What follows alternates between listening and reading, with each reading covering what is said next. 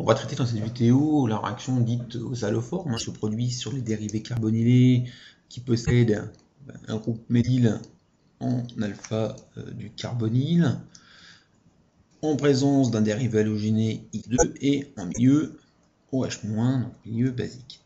Alors en milieu basique, on a vu que les protons en alpha du carbonyle sont acides, et donc ici, si on a un méthyle sur le carbonyle, ces protons sont évidemment plus acides que ceux-ci.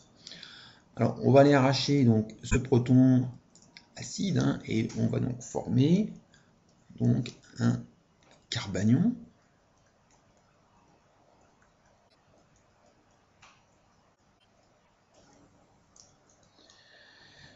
Ce carbanion, donc en présence d'un dérivé halogéné X2, sachant que X2 existe sous la forme X plus X moins, donc on va aller chercher X plus et libérer X moins.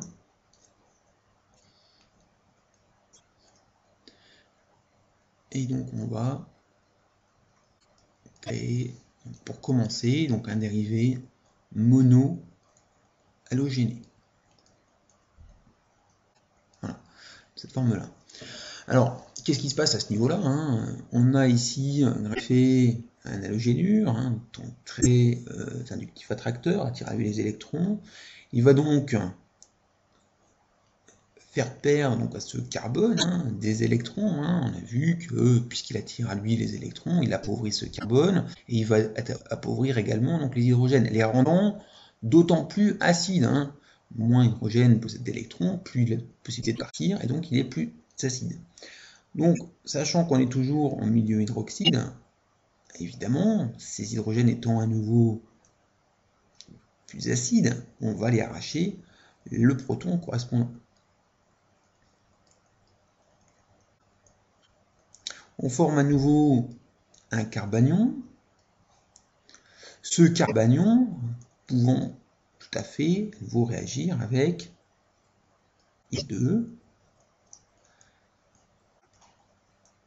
Donc, on attaque X+, on libère X-, et on forme donc cette fois un dérivé dihalogéné.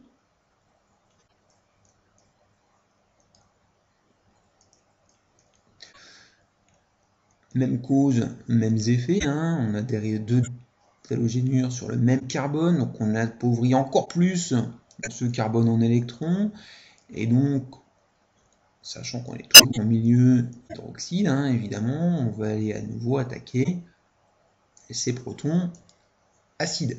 Donc on libère à chaque fois de l'eau, ici, ici, et donc ici. Alors, on va obtenir à nouveau un carbanion.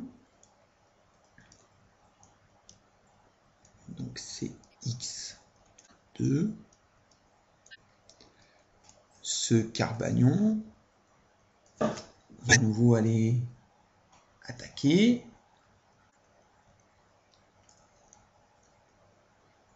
un dihalogène, X-, et donc on va aller jusqu'à la formation du dérivé CX3. Alors, une fois qu'on a réalisé ça, sachant qu'on est toujours en milieu hydroxyde, alors ici, OH- ne va pas pouvoir jouer ce rôle de base, il n'y a plus d'halogénure d'hydrogène acide ici, donc il va jouer le rôle de nucléophile. Donc il va aller attaquer le carbone électrophile du carbonyle. On va donc obtenir un composé intermédiaire qui est celui-ci.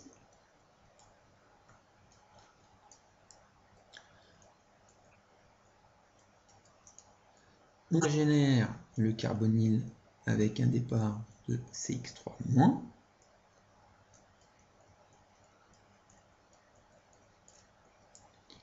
On obtient donc un acide carboxylique et un carbanion, CX3-.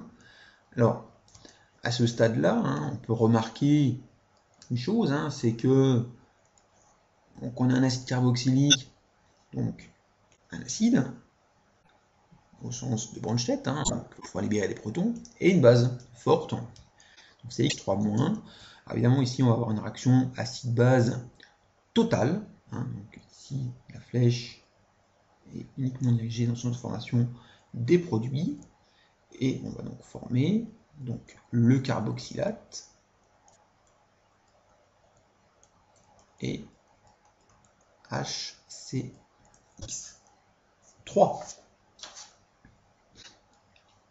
Alors, à noter ici que si X est du chlore, c'est une façon de faire la synthèse officinale du chloroforme.